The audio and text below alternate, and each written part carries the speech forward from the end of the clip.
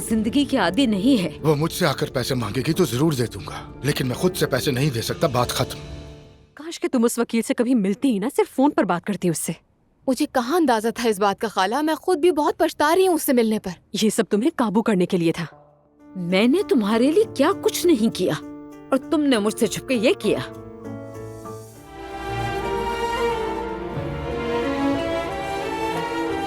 मैं कुछ भी नहीं सोच रहा जोया, जब तक ज़ैनब खुश है बस। अब जब उसने हमें देख ही लिया है तो यकीनन उसने मुझे अपने दिल से निकाल दिया होगा। ज़ैनब एक बहुत अच्छी माँ है और उससे अच्छी टीचर भी है। उससे मिलने का अच्छा फैसला किया। उसका मशवरा बहुत अहम है। यकीन करो, ये इससे बेहतर है कि जिस औरत से मैं मोहब्बत करता हूं वो मेरी हालत पर तरस खाए। सोचो जरा, अगर मैं किसी दिन मफलूज हो गया तो क्या होगा? ज़ैनब तबाह हो जाएगी।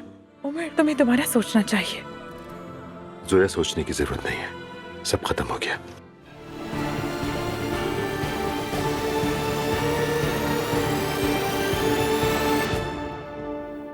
उमर, मेरे भाई, मुझे मालूम है तुम्हें मेरी जरूरत है।